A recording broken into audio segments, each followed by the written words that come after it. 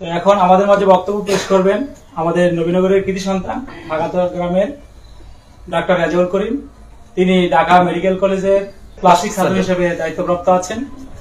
এখন তিনি আমাদের মাঝে আঞ্চলিক গ্রুপ সম্পর্কে ওনার মূল্যবান বক্তব্য পেশ করার জন্য বিনীত অনুরোধ করছি। বিসমিল্লাহির রহমানির রহিম। আসসালামু আলাইকুম। আজকে নবীনগর আঞ্চলিক কথা ও মানসিক কল্যাণে ফেসবুক গ্রুপের যে সংগঠন আয়োজিত আজকে অনুষ্ঠানের সম্মানিত সভাপতি আমাদের উপজেলা নির্বাহী অফিসার জনাব তানভীর ফরহাদ শামীম সাহেব মহোদয়, আর উপস্থিত আছেন ব্যারিস্টার আশরাফ রহমান, আইনজীবী, বাংলাদেশ সুপ্রিম কোর্ট। আজকে অনুষ্ঠানে সম্মানিত প্রধান অতিথি হিসেবে উপস্থিত থাকার কথা ছিল জনাব Mohammad Billal Hossain sir, police super, Bangladesh police. উনি শারীরিক অসুস্থতার কারণে আসতে পারেন নাই, উনি মেসেজের মাধ্যমে আয়োজকদের জানিয়েছেন। তো আজকে অনুষ্ঠানের যে উদ্দেশ্য আসলে 6টা পরিবারকে আর্থিক সহায়তার অংশ হিসেবে 6টি ঘর করে দেয়া। এই কার্যক্রম 2014 সাল থেকে এই সংগঠনটি করে আসছে এবং সংগঠনের শুরুতে থেকে আপনারা ইতিমধ্যে জেনে গেছেন যে আমার পরিবারের সাথে অনেকের সাথে জড়িত আছেন, সদস্যরা আছেন। এই সংগঠন একটা পারিবারিক সংগঠনের মতো হয়ে গেছে আমার কাছে। আমার ছোট বোন আছে, গুঞ্জামে আছেন, ছোট ভাই সাদ্দাম আছে, ক্যাম্পাসের ছোট ভাই, এলাকার ছোট ভাই আরিফ সহ আমার বন্ধু সাব্বির আছেন। এই সংগঠনের সাথে শুরু থেকে জড়িত আছি। আর প্রতিষ্ঠাতা যে সভাপতি রানা জালাল ভাইয়ের সাথে প্রায় সময় আমার কথা হয়, প্রায় সময় বিভিন্ন কাজে আমাকে ফোন দেন, আমিও ভাইয়ের সাথে কথা হয়।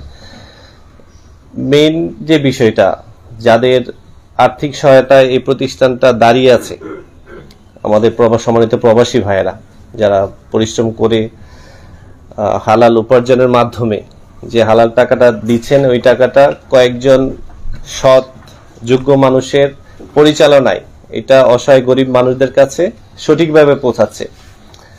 গত 10 বছর ধরে এটা প্রমাণিত হয়েছে এবং আজকে অনেকের অনুভূতি শুনে বুঝলাম ওনারা অভিভূত হয়েছেন যে আমরা যে টাকাটা দিচ্ছি এটা সঠিক জায়গায় যাচ্ছে। আলহামদুলিল্লাহ, এই কাজটা ওনারা করে যাচ্ছেন। হ্যাঁ, বিশ্বাসের জায়গাটা যদি দেশপ্রেম থাকে, দেশের প্রতি মায়া থাকে, দেশের মানুষের প্রতি যদি মায়া থাকে, মমত্ব থাকে, তাহলে মানুষ অনেস্ট থাকে। নিজের দেশপ্রেমের অনেকগুলো ডেফিনেশন আছে, এর মাঝে আধুনিক একটা ডেফিনেশন হচ্ছে নিজের উপর অর্পিত দায়িত্ব সঠিকভাবে করার নামই হচ্ছে দেশপ্রেম। আমি যেই প্রফেশনে আছি, আমার উপর যে দায়িত্ব ন্যস্ত করা হয়েছে, ওই দায়িত্বটা যদি আমি সঠিকভাবে করতে পারি, এটাই আমার দেশপ্রেমের পরিচয়। চিকিৎসক হিসাবে আমরা কাজ করছি। একজন বক্তৃতায় বললেন যে আমার ছোট ভাই সাদ্দামকে, যে নবীনগরের একজন মানবিক চিকিৎসক, গরিবের ডাক্তার। ক্যাম্পাসে যখন আমরা পড়ি, আমার 4 বছরের সে জুনিয়র। অনেকটা ছোট থেকেই পেয়েছি, আমি নিজের ছোট ভাইয়ের মতো স্নেহ করে ওকে আমরা দেখেছি, ক্যাম্পাসে খোঁজখবর নিচ্ছি।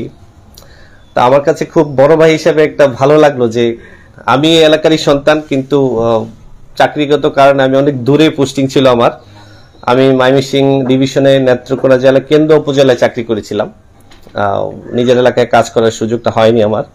তো আলহামদুলিল্লাহ আমি আছি, বিভিন্নভাবে এলাকা মানুষের কাছে আছি, মানুষের সাথে থাকি। যেহেতু ঢাকা মেডিকেল কলেজ বাংলাদেশের রাজধানী, কোনো না কোনো ভাবে আমার এই এলাকার মানুষ আমি পেয়ে যাই। আর বাই নেচার ব্রাহ্মণবাড়ির একটা রেপুটেশন আছে, অন্যভাবে মানুষ নেয়। বিভিন্ন পেপার পত্রিকায় স্টলে আমরা থাকি যে বিভিন্ন একটা নেগেটিভ ইম্প্যাক্টের কারণে। যখন আমি ইমার্জেন্সিতে কাজ করি, কোন একটা অ্যাসল্টের পেশেন্ট আসলে আমার কলিগরা, বন্ধুরা বলতে, এই যে তোমার এলাকায় মানুষই আসছে। হ্যাঁ, এবং কাকতালীয় ভাবে দেখা যেত যে টেডা, হ্যাঁ, মানে একটা উইপন যেটা দিয়ে একজন একজনকে হার্ম করে।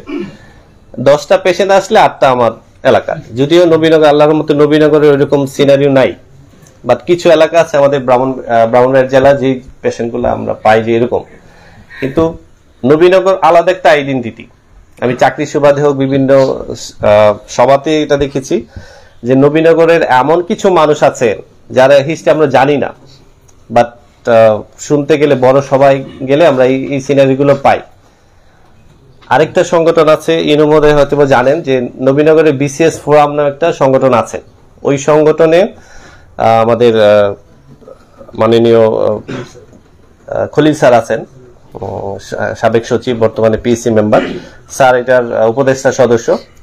স্যার ওই সংগঠন নিয়ে কাজ করছেন, বিভিন্ন নবীনগরে কি করা যায়, যদি ওইটা বিগিনার, এরকম 10 বছর হয়নি নবীনগর আঞ্চলিকতার মানুষের কল্যাণের সংগঠনের মতো, তো বয়স তার হয়নি, সবে 1-2 বছর, এরকম একটা 2 বছর হবে।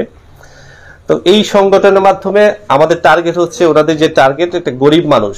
আমি দেখেছি যে কয়েকটা মানুষকে ক্যান্সার আক্রান্ত, ওই মেসেজটা আমি পেয়েছি, জালাল ভাই আমাকে বলেছেন যে ক্যান্সার আক্রান্ত কয়েকটা মানুষ আছে, আমরা তাকে ফাইন্যান্স দিয়ে সাহায্য করতে পারি, কিন্তু চিকিৎসা পারপাস সে সঠিক কোন জায়গায় গেলে কোন চিকিৎসাটা পাবে, এই ব্যাপারে কিন্তু আপনার সহযোগিতা লাগবে। আমি রানা জালাল ভাইকে বলেছি, ঠিক আছে, অসুবিধা নেই, যেহেতু আমি রাজধানীতে আছি, ওই রকম সহায়তা আমি করবো ইনশাল্লাহ। আর উপজেলাতে যেহেতু আমার ছোট ভাই সাদ্দাম আছে, আমাদের ওই হেলথ রিলেটেড ইস্যুগুলো আমরা সলভ করতে পারবো ইনশাল্লাহ।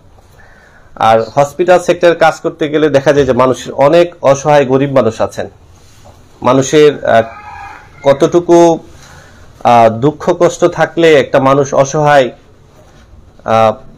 আল্লাহ মানুষকে সবচেয়ে বড় নেয়ামতের মধ্যে অন্যতম একটা সুস্বাস্থ্য। মানুষটা যখন অসুস্থ হয়ে যায়, সে খুব অসহায় হয়ে যায়। ওই অসহায় অবস্থায় আরেকটা বিষয় হচ্ছে, একটা লম্বা সময় সে যখন হসপিটালাইজ থাকে, তখন তার ফাইন্যান্সটা কিন্তু শেষ হয়ে যায়। একটা 1 টাকা খরচ করে হলেও একটা লম্বা সময় থাকলে তার অনেকটা টাকা খরচ হয়ে যায়। এটা সরকারি হাসপাতালে হোক, সরকারি হাসপাতালে হলেও তার খরচটা অনেক বেশি হয়। এই জন্য যদি একটা সাপোর্ট পাওয়া যায়, একটা ক্যান্সার আক্রান্ত রোগী, তার একটা কেমোথেরাপি হোক বা একটা অপারেশনের মতো ফেসিলিটি হোক, এটা যদি সেই সাহসটা পেয়ে যায়, একটা ফাইন্যান্স, তাহলে তার জন্য বিশাল একটা সমাধান হয়ে যায়। তো এই জন্য নবীনগর আঞ্চলিকতা মানুষ কল্যাণে যারা কাজ করেন, তাদেরকে আমি কৃতজ্ঞতা জানাই। পাশাপাশি আজকে উপজেলা নির্বাহী অফিসার উনি আমাদের সময় দিয়েছেন, আজকে ওনার সাথে আমার প্রথম পরিচয়। আগে যে ইকরামুল স্যার ছিলেন, স্যারের সাথে অবশ্য পরিচয় ছিল, অনেক দূরে চাকরি করাতে সরাসরি ফিজিক্যালি এসে স্যারের সাথে এরকম কথা বলার সুযোগ হয়নি, কিন্তু স্যার ওভার ফোনে আমি স্যারের সাথে আগে কথা বলতাম বিভিন্ন ইস্যুতে। তো আজকে যারা এখানে এসছেন, আমরা আশ্বস্ত হলাম যে আমরা যে টাকাটা দিচ্ছি এটা সঠিকভাবে ইউটিলাইজ হচ্ছে, এবং আমরা এই সংগঠনকে ধরে রাখব। নবীনগরের যে কোনো উপজেলা, নবীনগরের টেরিটরির মধ্যেই হলে হবে, যে কোনো ইউনিয়ন, যে কোনো গ্রাম, আমাদের কোনো চয়েস নেই। ক্রাইটেরিয়া হচ্ছে অসুস্থ, অসহায়, দরিদ্র, গরিব। এই ক্রাইটেরিয়ায় হলে আমরা তাকে সহযোগিতা করব। এখানে কোন ইউনিয়নের, কোন গ্রামের, কার আত্মীয় স্বজন, এটা কোনো ক্রাইটেরিয়া না। সে অসহায়, আমার নবীনগরের মানুষ, আমরা তার পাশে আছি ইনশাল্লাহ।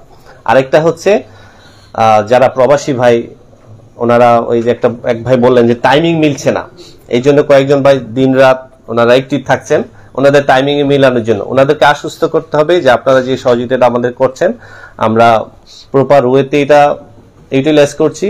এবং আপনার পাশাপাশি যে প্রবাসী ভাইটা আমরা চিনি না, গ্রুপে যারা কাজ করছেন তারা চিনছেন না, কিন্তু আপনি জানেন, ওনাদেরকে আমরা এখানে সম্পৃক্ত করব। সম্পৃক্ত করে আমরা আরো বড় পরিসরে, আরো বেশি করে আমরা মানুষদের পাশে দাঁড়াবো, সহায়তা করব। সবাইকে ধন্যবাদ জানাই। অনেক কর্মব্যস্ততার মাঝেও, বিশেষ করে ঈদের ছুটিতে অনেকে আসছেন, পরিবার আছে। এই যে আমার ভাই আশরাফুর রহমান আইনজীবী, এক ভাই বললেন যে ব্যস্ততার মাঝে আমাদের সময় দিয়েছেন, কৃতজ্ঞতা জানাই। আর ইউনু মহোদয়কে কৃতজ্ঞতা জানিয়ে আমার বক্তব্য শেষ করছি। আসসালামু আলাইকুম ওয়া রাহমাতুল্লাহ।